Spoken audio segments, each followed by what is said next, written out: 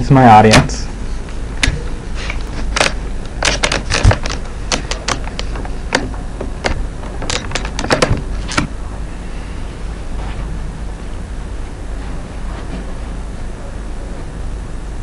Well, hello once again, and we are back for our final persuasive speech, and I'm pretty excited to give it out here. If you don't pay attention to what I have to say today, it may result in serious personal injury or even death. So I would recommend that you pay attention. Today I'm going to talk about sleep, and I want to make sure that you are all getting enough sleep because it is a very important part of life. Are you falling asleep in class? Are you feeling drowsy and unable to function properly as though you're intoxicated? Sleep is a problem that a large majority of people in the United States struggle with on a daily basis. Sleep is an absolute necessity for proper bodily health, physically and mentally. Make sure you get enough sleep or you might pay the consequences. I got a short story where I didn't get enough sleep and I had to pay the consequences. About a year ago, I went fishing on opener fishing. It would have been just about a year ago now. And I went with a buddy, and this is the first time I'd had that experience. And you know, everybody in Minnesota gets up early, and you know, it opens at 12 o'clock in the morning. So you're right out there at the break of midnight, pretty much. You're going out in the middle of the night, and you start fishing so you can catch some fish. Everybody's all excited to start for the start of the season, and well, I was too. But it started getting a little late, and I hadn't slept for probably 18 hours or more. And then here I'm going out fishing. I had worked the whole day and everything else too. So I went fishing, and I was still excited. You know, my buddies had been drinking, and I was the designated driver. So here I'd been driving around. We got done fishing about 4:35 in the morning, and we headed back to my friend's house. And we got there, and they started hammering out some rock band, and they were all excited. A couple of them dozed off, and I was like, "Hey Matt, I gotta go, man. I'm getting pretty tired." So I headed home, and on my way home, I was about 2 miles from home. It was only a 10-minute drive, and ended up going off the road, falling asleep, running in the intersection, and pile driving right into a road approach where a driveway comes off the highway. And now this road didn't have much sides on it, but nevertheless, if I would have gotten my sleep, I wouldn't have crashed. And I nearly lost my life that night. I totaled out my vehicle, and it was not a good situation. So I learned my lesson, and now I don't drive. If I start dozing off, I just pull over and, you know, take a nap because it's a necessity. Some quick things here about sleep. It can be divided into two major categories. You have the NREM, non-rapid eye movement part of sleep, and then you have the REM, rapid eye movement part of sleep. And there are two major categories, and within these two major categories it can be subdivided into 5 divisions. 4 which are NREM, where you have non-rapid eye movement, and then 1 stage of REM, where you have rapid eye movement. In these stages, during stage 1, you will, when you're sleeping, it's right when you first get to bed and your body starts to relax and you're pulling back and you're just about to doze off. That would be considered stage 1, and this normally takes around 5 to 10 minutes. Stage 2 is when slight sleep starts to occur, like when you start twitching a little, you know, and you don't know what's going on anymore. You're just, you know, maybe snoring a little. Not quite into it yet, though. Your muscles, like I said, alternate between relaxing and contracting, so you might twitch here, you know, hit your spouse once or twice, you know, something like that. Your heart rate also starts to slow during this time, and your body temperature cools as it's preparing to fall into a deep sleep. Stage 3 is when the body progresses into an even deeper sleep, is when you pretty much just, there's no movement at all. Stage 4 is your deepest stage of sleep, and this is where you begin to start dreaming and stuff like that, where your mind becomes active but your body is totally out of the loop. And then it totally kicks in stage 4, which is the REM stage, or stage 5, the REM stage, when your eyes begin to move rapidly. When this happens, like I said, your body is becomes paralyzed in a sense. In other words, you're acting out your dreams mentally but not physically. And some people do both, but the majority of people sleep without any actions while they dream. And this REM takes probably about 20% of your nightly sleep and is a necessity for your brain to be restored and rebuilt. And it takes approximately, like I said, 20% or about 2 hours of your 8 hours of recommended sleep. Why do we need sleep? We need sleep for several reasons. We need it to restore your body energy, because after a long day of hard work and whatnot, your body gets tired, and it's a necessity for that. We need it for repairs and restoration, so that we can be ready to go for another day. Sleep also helps the brain to organize memories.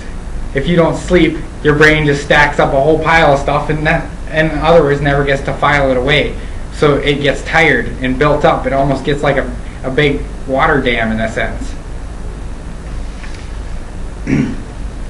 Sleep is also being recognized by experts as a time for recharging the brain, getting it ready for another day. And just another quick fact here is in infants, if infants don't get up to 16 hours of sleep a day, it will damage their central nervous system. And that could be a very important fact for parents and whatnot to know. I got a couple quick things I want to run through here quick. I threw together a quick PowerPoint, and I said on the bottom here, sleep is more than you think. I talked about stage 1, 2, 3, 4, and 5. And here it just shows a little bit of statistics about this. And a lady here getting read on it. It says 4 to 5% is in that first 5 to 10 minutes of your sleep, where activity slows down and you get ready to go to sleep. And then your second one is where your breathing pattern goes up and your heart rate goes down and you start to fall asleep. Stage 3 again is deep sleep begins, and then stage 4 is very deep, where you start dreaming and whatnot. And then stage 5 is where the REM comes in and your brain gets to be active while you're sleeping. I will go on to some consequences now of why you need your sleep. And if you don't get it, these are possible things that could happen. First of all, you have reduced performance and a lack of concentration, which can cause impaired learning. And we all need to get our sleep for school, because otherwise we all know what happens. We don't do as good as our projects and presentations and whatnot. Depression. A lot of people I know struggle with depression, and I think a lot of it is from sleep deprivation. People who are deprived have a shorter lengths of REM sleep. That is that final stage, that 5th stage. It is also a vicious cycle. Depression may cause sleep loss or vice versa. Increased mental illness, decreased immune system function, increased pain perception, decreased ability to metabolize glucose, and increased risk of diabetes. Less than 5 hours of sleep per night increases the risk of high blood pressure or worsening blood pressure. In a study at the University of Chicago, researchers found that for every hour of sleep was reduced, the risk of high blood pressure was increased by 37%. It may trigger the release of stress hormones and increased risk of heart attacks and strokes, an increased risk of breast and colon cancer. Melatonin fights abnormal cell growth, especially in breast cancer and colon cancer. Since melatonin is released at night, less sleep means less melatonin, thus a reduced cancer fighting ability. And last, increased car accidents and occupational accidents. And that is where I fell into. And there are many more categories, and it is very important, as I told you, to make sure you are getting your sleep. I got one other quick thing here, just to kind of prove the point that I'm trying to make, in that I don't know if any of you keep up on hockey or not, but my dad's a pretty avid hockey fan, so I get the gist of things every once in a while. And this here is a sleep band, is what it's called.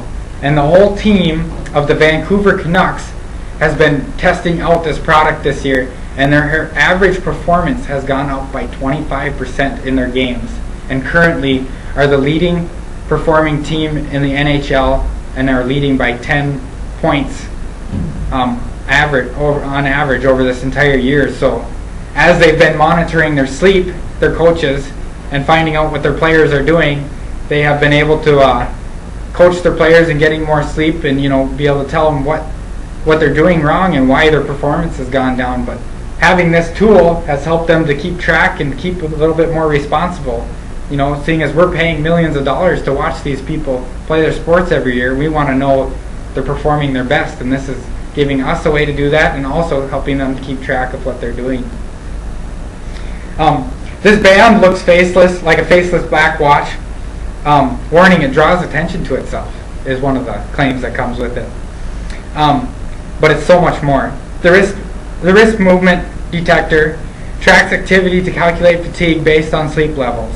And the Ready Band report shows your data on over whatever period of time it's been since your last report. The battery life on this without being recharged is about 60 to 90 days, so you can be traveling away from home or whatnot for quite a period of time. But as I said, it has been a huge benefit to the Vancouver Canucks, so their coaches can track what they're doing and making sure they're getting their sleep so they have the best performance possible.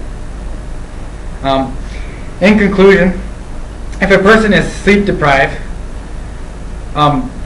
you're going to lose a lot of abilities that you wouldn't otherwise have.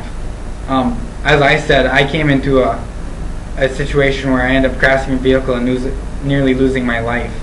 So I want to present this to you guys today to just inform you and persuade you to think about what you're doing, and if you're not getting enough sleep, and only you will know the best. I mean, you'll know the best for yourself. So I hope you take this seriously and consider the facts, or otherwise, you know, it could result in something that none of us want to hear about. So I hope you take that home with you and think about it a little bit. Thank you.